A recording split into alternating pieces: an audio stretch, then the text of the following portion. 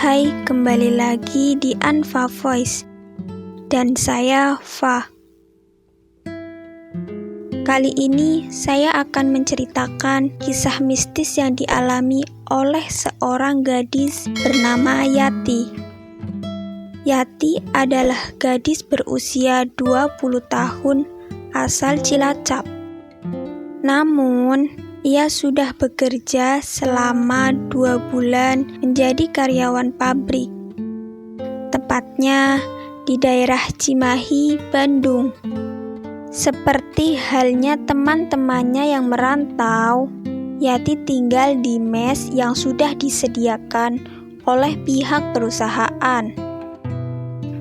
Tidak banyak memang karyawan yang tinggal di mes itu. Hanya ada beberapa teman Yati saja. Menurut Yati, bangunan mes yang ia tinggali hampir 80% adalah bangunan tua peninggalan kolonial Belanda. Tak heran jika bangunan seperti itu sangat kental dengan suasana mistis. Bahkan sebelum Yati tinggal di mes itu, menurut penuturan warga setempat, hampir setiap bulan ada saja karyawan yang kesurupan. Warga setempat pun sudah tak asing lagi dengan penampakan demi penampakan di sekitar mes itu. Di mes itu, Yati tinggal bersama 10 karyawan lainnya, yang kebetulan kesemua karyawan yang tinggal di mes itu semuanya wanita. Ada juga seorang pria setengah baya yang bertugas sebagai penjaga malam. Mereka memanggilnya Mang Asep. Hingga suatu hari, tepatnya seminggu setelah Yati tinggal di mes itu, ia bersama para karyawan lainnya diminta lembur. Sementara itu, jam kerja normalnya hanya hingga pukul 5 sore. Saat itu, Sabtu pagi pukul 7, Yati dan beberapa karyawan lainnya hendak berangkat ke pabrik. Tepat di depan gerbang mes, Yati dihentikan Mang Asep. "Neng, Mang Asep malam ini mau izin tidak jaga malam karena ada keperluan," ujar Mang Asep kepada Yati. Tak pikir panjang, Yati mengiyakan ucapan Mang Asep. Di kesempatan itu, Mang Asep sempat mengingatkan Yati dan karyawan lainnya untuk berhati-hati saat malam tiba.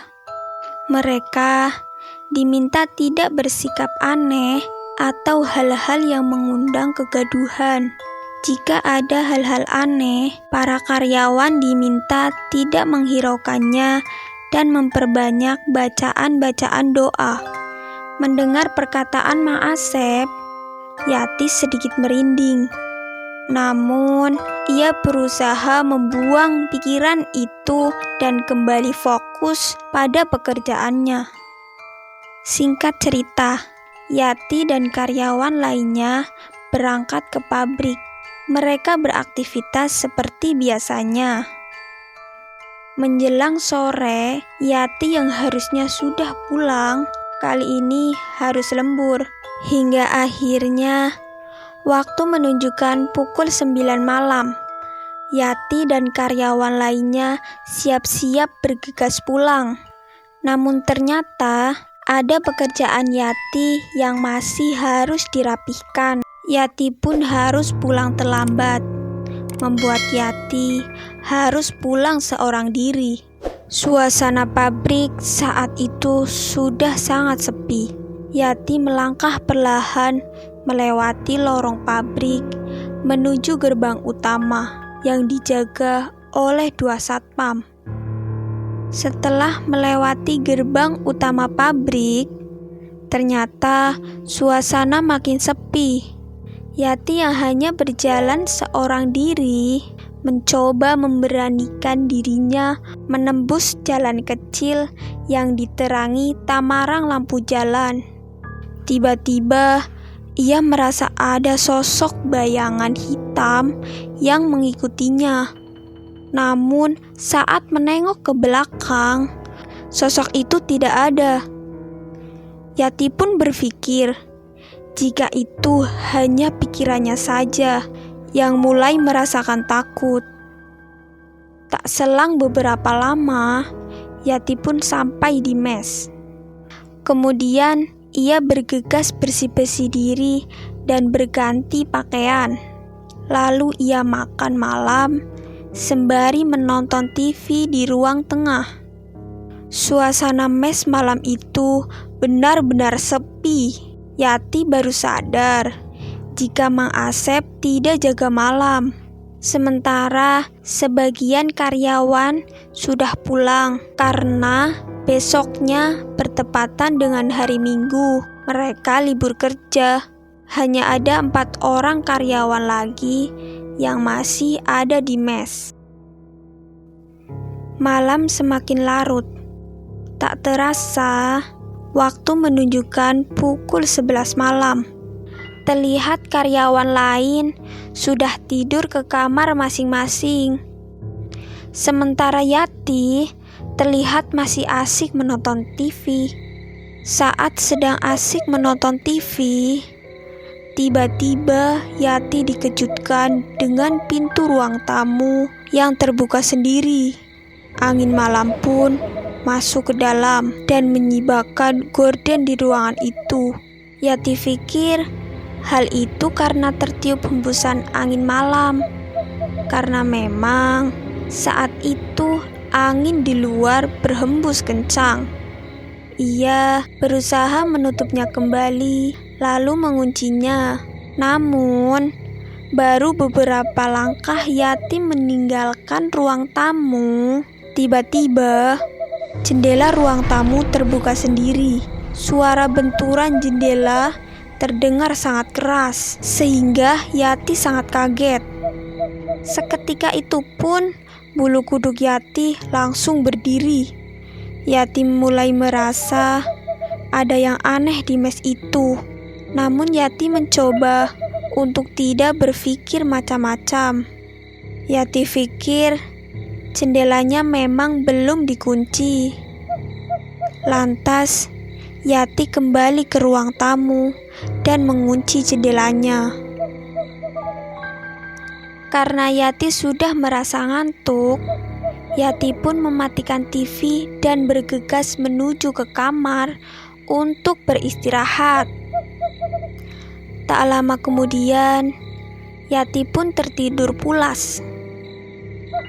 Sekitar pukul 1 malam, Yati yang sedang tidur dikagetkan dengan suara anak ayam. Suara anak ayam itu seperti datang dari arah balik jendela kamarnya. Yati berpikir, anak ayam siapa malam-malam bersuara? Tak ada yang bisa Yati lakukan untuk menghentikan suara anak ayam itu.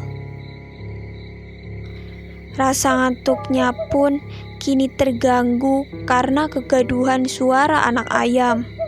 Yati yang hanya bisa memandangi ke arah jendela, tak bisa melakukan apa-apa. Terdengar suara anak ayam itu semakin lama semakin keras.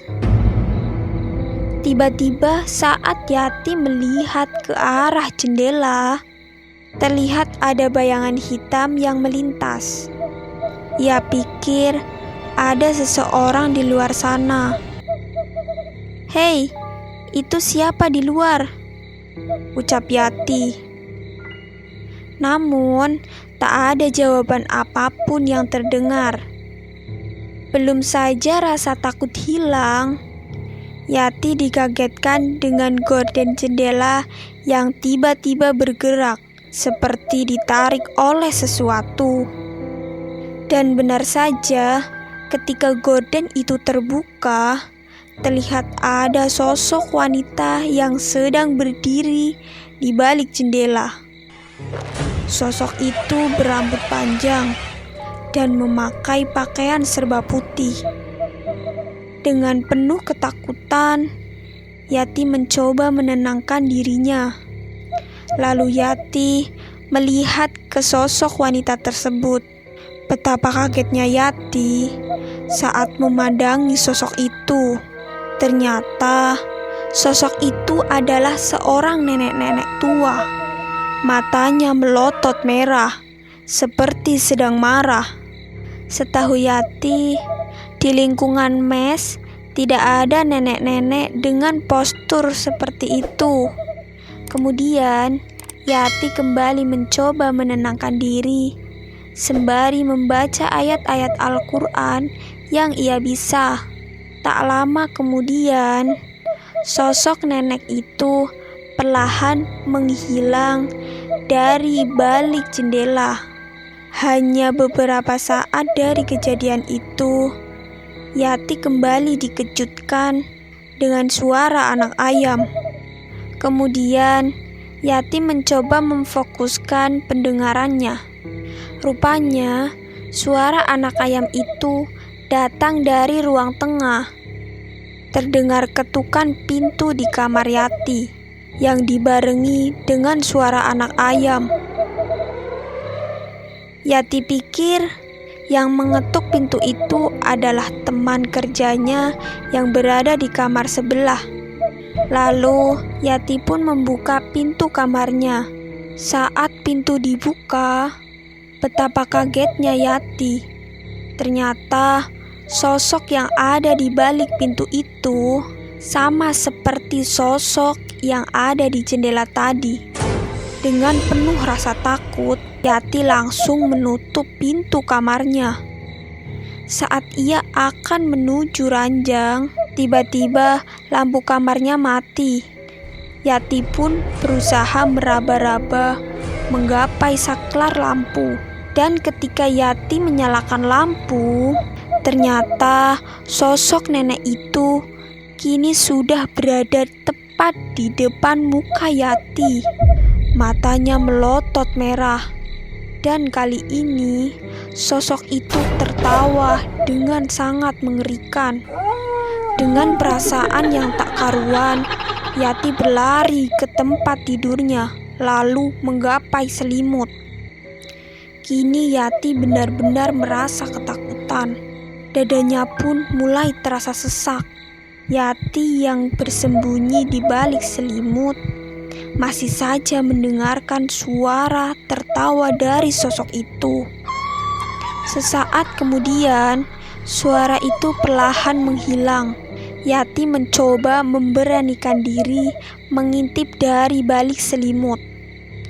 Dan ternyata, sosok itu tepat berada di atas tubuh Yati.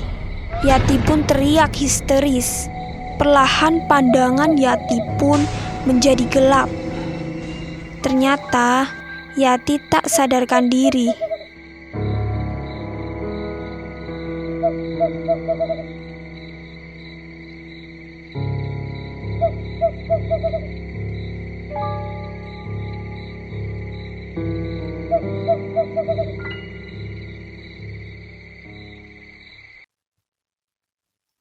Entah berapa lama Yati pingsan. Saat matanya terbuka, sudah ada teman-temannya yang sedang memperhatikannya.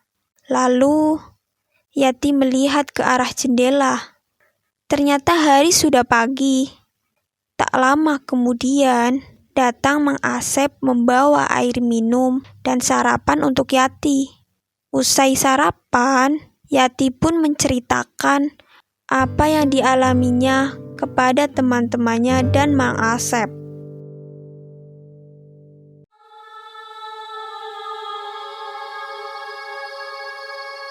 Demikianlah kisah mistis yang dialami oleh Yati.